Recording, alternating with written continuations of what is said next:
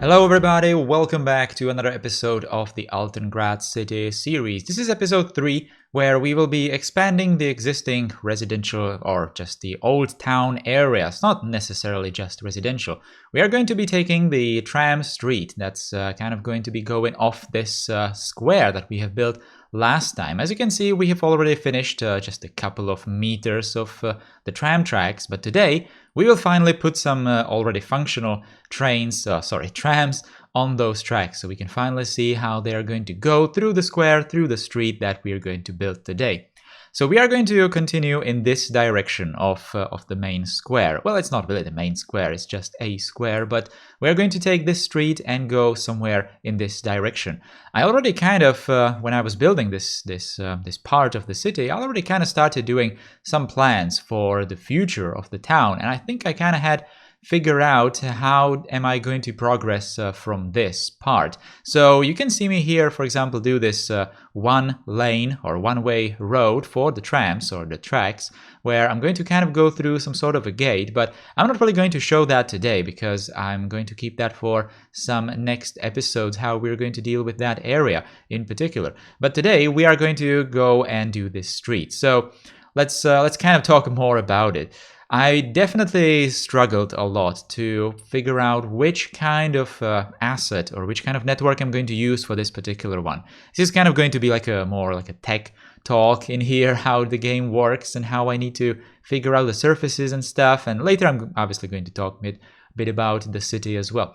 So I decided to do this street in here. Now in the Altengrad series, I am not using the mod called Network Skins, which means that I cannot really switch trees on and off streets, and I don't really want to use the vanilla trees remover. I am using that one for Aurelia because there's a bit of an issue with the network extensions to roads that have trees, and the only way to get rid of them is through this mod, this vanilla trees remover. But in here I decided to just go into the road editor and kind of tweak some roads from the workshop so that it would fit better in this city. So that's, for example, this road. Now it has the green line around the tracks or next to the tracks, right? So I definitely want to cover that. I want to cover that with cobblestone, which is obviously going to make the street wider, because right now it's kind of narrow. It obviously is just a regular street, except where the parking would be, there's that line of grass, right? So I'm going to cover that with cobblestone, but right now it's kind of looking strange in this place, in the street, but later it's going to look much better. Anyway, what are we doing in here? So I decided to do some changes from the last episode. I decided to put this little church, which is kind of looking like very old church. I decided to put it slightly off the square and create some sort of a mini square for its, on its own, so that it would be in the center of it. So that's kind of what I'm doing right here with these buildings, kind of going around the church building. Later, it's going to be obviously nicely detailed around it and so on. By the way, the streets that I'm using in here, with these side streets, I'm usually using those just a simple pavement roads. I think those are not part of the network extensions too. This is something similar, but it doesn't have the bollards, which are part of the network extensions 2 road. And again, those are kind of a headache when I try to do those kinds of streets, because every time you want to connect the network extensions to roads, the pedestrian paths to something else than those roads, then you will always get those little bollards that you cannot really get rid of. Even with the loading screen mod, the skip prefabs functionality, whatever it's called, you can't really get rid of those. At least I didn't figure it out. So I was really struggling with these roads because these ones in particular, they have parking slots on the sides of it, and they have a sidewalk which is kind of slightly off the road itself. So you can't really create like a very narrow street with those buildings. Otherwise you would end up with people just walking through the buildings on the sides, which is kind of strange. So I also went into the road editor. I kind of did some changes to these roads, and then I used some different roads as well. It's kind of complicated, so I just use a variety of roads to just fit those particular streets. I'm not really using one road in particular here, but different kinds. So it's a bit more difficult. But let me talk about the city finally, and not just about the technicalities of the game and the difficulties I'm having with these builds, even though I'm probably going to talk a bit more about it as well. So this one in particular, this building in here, that's a school building, by the way. I'm not sure if it's a high school. I think it's high school. Yeah, this one is a high school. And it's a really nice looking building, as you can see. It has the courtyards, obviously. It has this little sports area, which I'm going to cover because I don't really want to have those kinds of surfaces. They are unfortunately part of the model. I cannot get rid of them through the Prop It Up mod. But I really want to build some kind of like a super high density structures on the main street in here. I'm not even sure if this is like a main street, but it kind of looks main because it's kind of wide. It has the trams, you know, so it probably is some sort of an important street, which means that I really want to have it very, very dense with the buildings. But if you go to the side streets from here, then you will kind of get some more open courtyards, for example, with that school building. So that's exactly what I was aiming for. It's kind of a shame that I don't really have buildings like that school at my disposal. I only had just a couple of different looking buildings, but the problem is that I also have a lot of, I think, elementary schools, fire station, all those kinds of buildings, but they don't really look very Central European. I think I might use them in some different parts of the city, more modern parts of the city maybe, and say something like, you know, those buildings were built more in modern ages where, you know, the historism style was kind of a bit more popular, so that different kinds of styles, completely made up styles, could have been used as well.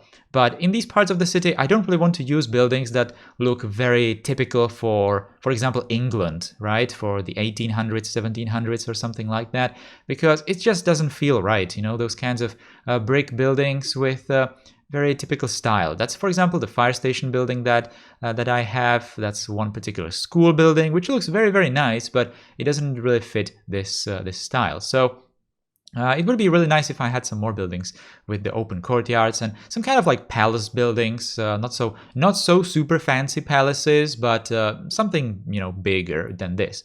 You can also combine different buildings. That's kind of what I'm going to be doing in this episode as well. On the side of this area that we're going to build, we're going to build some sort of a start of, let's say, like a palace or maybe future government building or something like that, right?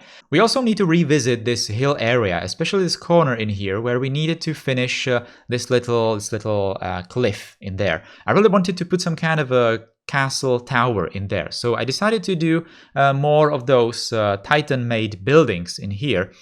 You know, the workshop creator Titan, who made this beautiful castle. So I decided to put some portions of it in here, just a couple of buildings to form this little corner in here with the tower, and then kind of clip some buildings in here from the lower level into the castle walls. This castle is absolutely brilliantly made because it has the white-ish walls that go all the way down, even below the surface level, which is incredibly useful for doing exactly this when putting the castle on some kind of a hillside, or cliffside rather, in this place. So it's looking really great, especially with the towers just going into the cliff. It's amazing. It's absolutely amazing. Now, speaking about Titan, you know, the workshop creator that I already mentioned in the previous episode, he was kind enough after the last episode to actually grant me access to some of his most recent work, especially the Baroque buildings that I'm also using in the city right now. They are not really released to the public just yet, so I'm kind of privileged to use them in the city right now. But you definitely, guys, want to give Titan a follow on the workshop pages, because when he's going to release his buildings, you definitely don't want to miss out on them. So again, a huge shout out, huge thank you to Titan. You can also, guys, check out Titan's YouTube channel, where he's also doing a series about building a European city. But now back to Altengrad. So this is exactly what I was talking about, the castle, the palace building, some kind of a future, maybe like a ministry building, but that's probably a bit too early for that, but some kind of a nicer, more modern building in there. I just placed a couple of those. It's basically 3 corner buildings made into some sort of a almost square. We're going to finish that in some next episodes. I don't really want to get into the modern buildings just yet. We are just going to finish these blocks and then move on to those areas later. But now, I decided to do these like side alleys, maybe, let's say, and finish them. So In here, we also have the side of the hill that's going up towards the more fancier palace, the royal palace or former royal palace, whatever. Again, that palace is also going to be a topic of some next video, because we obviously need to detail around it and all those kinds of things. But before we do, we obviously need to finish kind of around it, and it kind of goes hand in hand. We need to finish some areas so that we can, finish areas around it and so on. But we need to first do the surfaces in here, and this is kind of what I was afraid of doing. I didn't really want to do this too much, but unfortunately it must be done. We must do the surfaces kind of manually by hand, because all these roads that I'm using here are just not exactly perfect for what I'm trying to do here. I'm kind of struggling at this point already with the road selection that I'm using.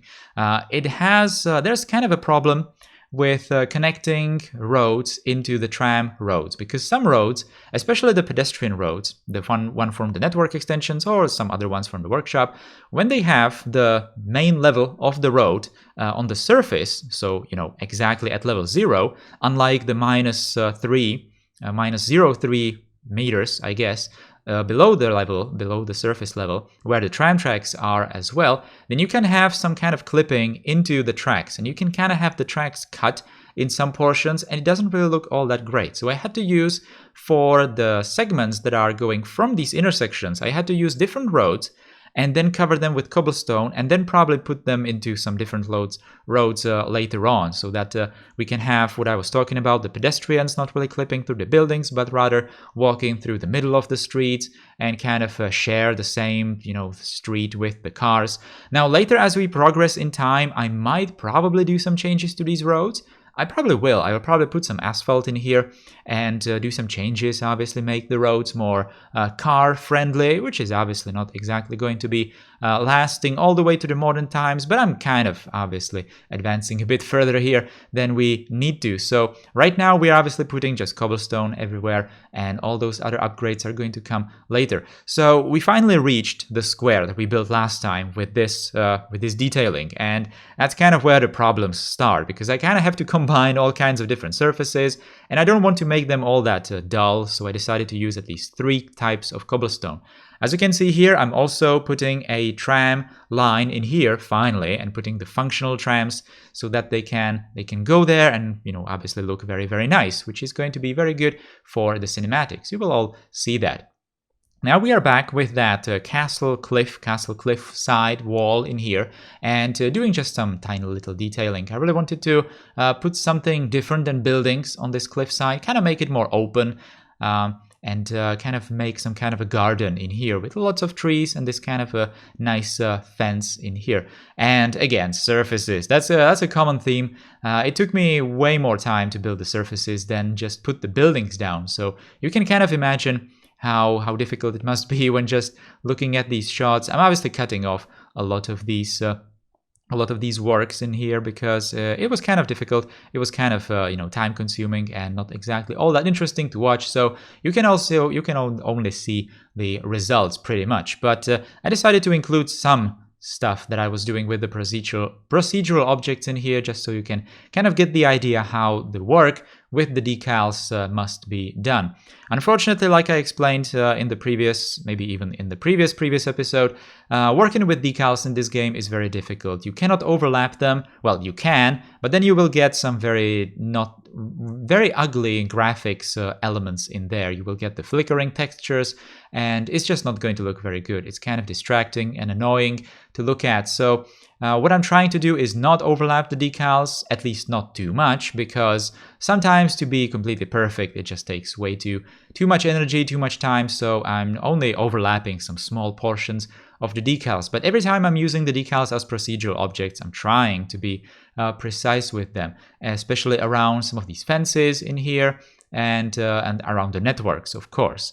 Now, that's kind of the reason why I did the tram road very straight, with only a couple of curves, but very, very slight curves, some curvature just to make it a bit more interesting. But I didn't really want to go and make like a very tight curves, because then it would be really difficult to put the decals on the cobblestone. By the way, this is probably the example of me just not bothering anymore with the decals too much, so I'm clipping some of them together. But that's probably just the side alleys where I'm not really going to be focusing on that much with the cinematic shots. Obviously, the main focus in here is the tram street, which is obviously going to be more properly built with the surfaces. Like you can see here, pretty much every single decal in here is made from procedural objects just to make it more customized and fit into those onto those sidewalks.